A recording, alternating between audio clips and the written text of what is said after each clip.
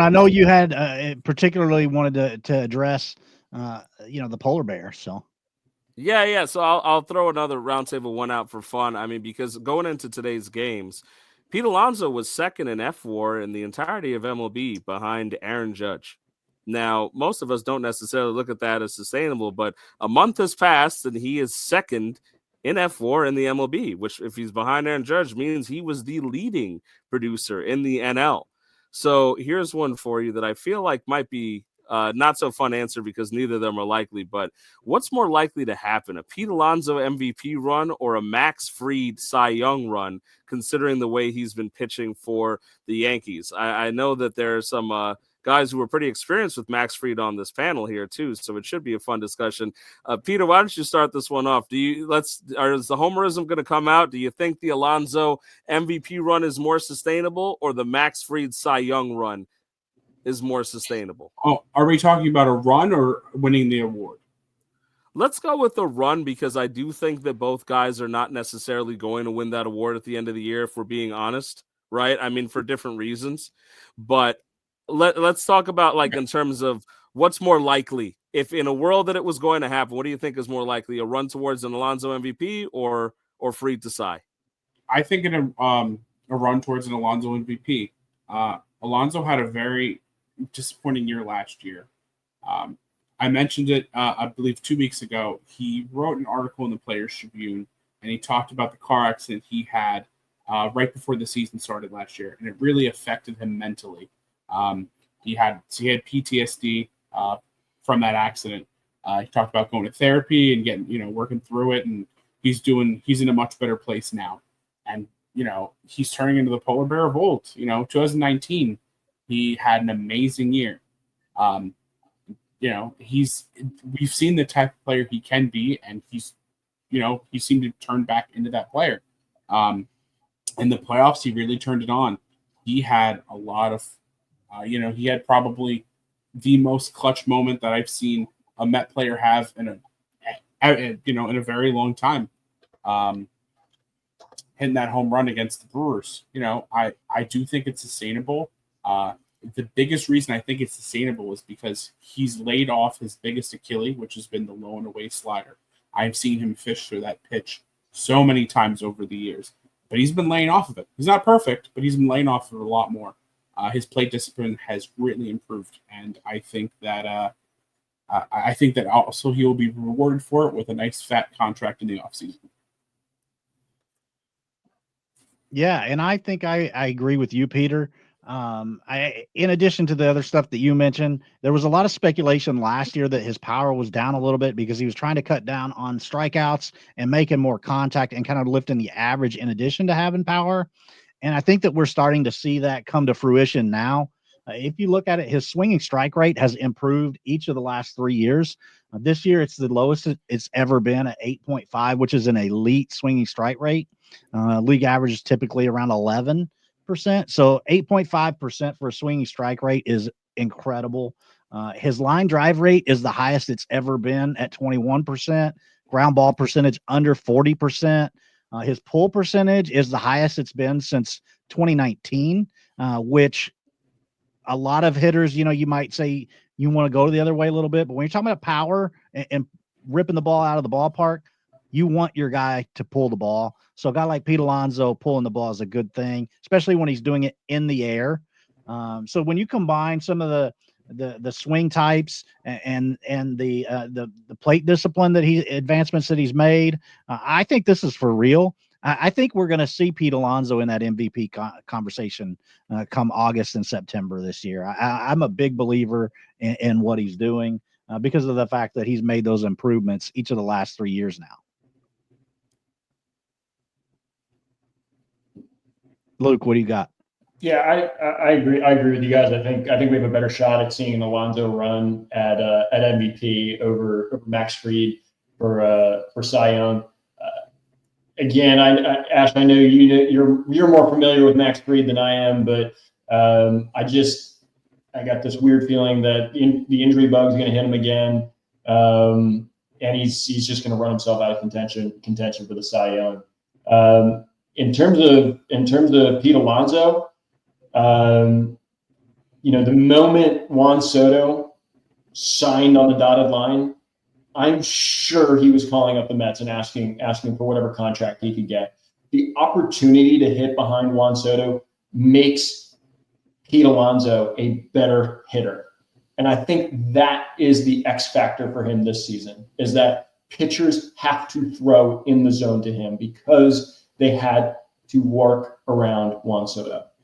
And as long as that equation is still there, I think Pete Alonso always had a great natural ability to hit.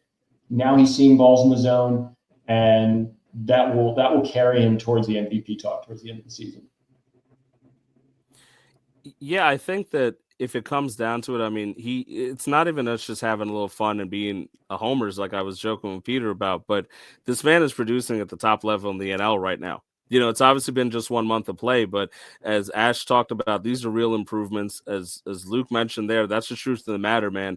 You're hitting behind Juan Soto now. You're seeing more of the plate in terms of pitches than you've ever seen. They're approaching you much differently. You've adjusted your approach to take advantage of that. This is great for everybody involved on the Mets side.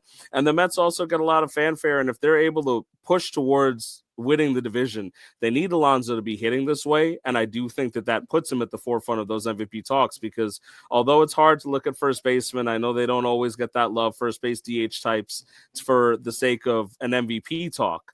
At the end of the day, I mean, we saw DH win it. Granted, it was with the best offensive numbers we've ever seen this season, but times are changing. So we might see something special from Alonso down the line if the Mets are going to make a run, like at least the people on the right side of the screen, on my view, are hoping for it to happen. Not so much on the left, but on the right side of the screen, we're hoping for that to happen. And as we're moving towards wrapping things up, I'd like to bring you all into a lovely segment started by our old friend. Did Jayson Werth say something stupid this week? And we thought about it for a while and we gave him some time, but it turns out that yes, he did actually say something stupid this week. And this is what we've got for this week's Jayson Werth quote. We got here talking about the Derby. Horse racing fans won't knife like you Mets fans. That's this week's Jayson Werth quote about the Mets.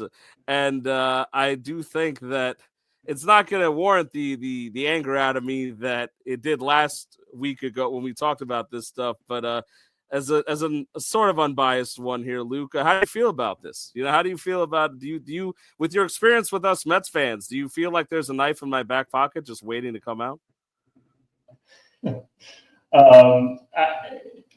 My only thoughts on this is Jayson Werth and his horse lost me a lot of money this past weekend. So I'm just going to kind of push that off to the side. I think he has an unhealthy obsession with Mets fans in a negative way, and I think you just need to let it go at some point.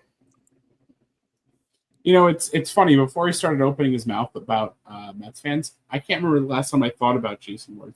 Like I guess he realized that Mets fans were an easy target. That if you attack us, we're gonna say some stuff back.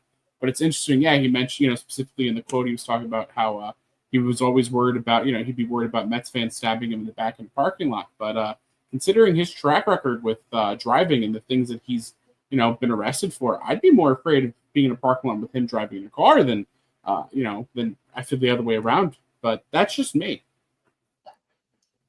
Yeah, let's if we're talking logistics, right? I mean, you're a lot safer in the Citi Field parking lot without Jayson Werth in it than you are with him in the parking lot, right? If we're talking about logistics, much safer down there.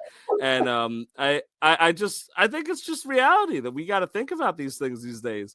That being said, Luke, I think you're right, and Peter, I think you're right too. Both of the same thing. There's an unhealthy obsession going on here.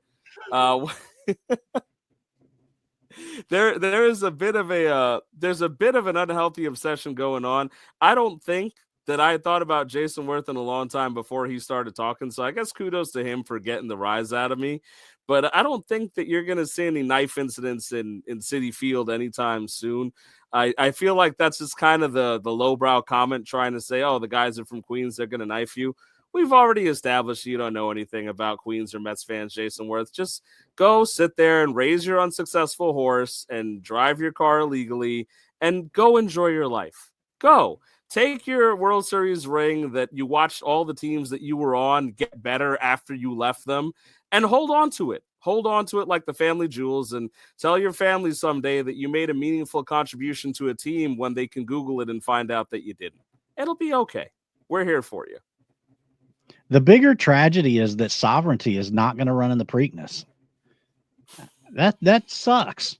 I think the biggest tragedy is about 5 hours before the race, I said Sovereignty was going to win, and then decided to bet on Jayson Werth's horse. That is the true tragedy here. I drew Publisher in our Derby party draw, and I wasn't very happy about that. But No. Who's the bigger villain, Jayson Werth or John Rocker? And maybe time makes it to where you guys are desensitized a little bit, but which guy do you think is the bigger villain in this? I mean, they're neither of those two are the biggest villains. The biggest villain when I'm talking about between the two, not introducing a third option. This isn't. Yeah, Peter, don't like, new things. Hey man, listen. Anytime I can bring up an We opportunity, have a script here, Get on Peter. Chase You gotta stick to it. listen. Anytime I can bring up an opportunity, bring up my hate for Chase Utley, I will take that opportunity. So. Oh, we all hate Chase Utley. I mean, how can you like that guy? He's like the nicest guy. He's not the nicest guy. Kenny has a personal story. Talk to Kenny after this. He has a personal story about how much of a douchebag that guy is. I'm with you on that one, by the way. I can't address Rocker versus Werth if you mention Chase Utley, because if we're talking about the MVP of douchebags in the Mets fan world, we're talking Chase Utley. I guess my only experience is like seeing him in It's Always Sunny. And he just seemed like the nicest guy. But I guess you guys just have totally different experiences on Chase Utley.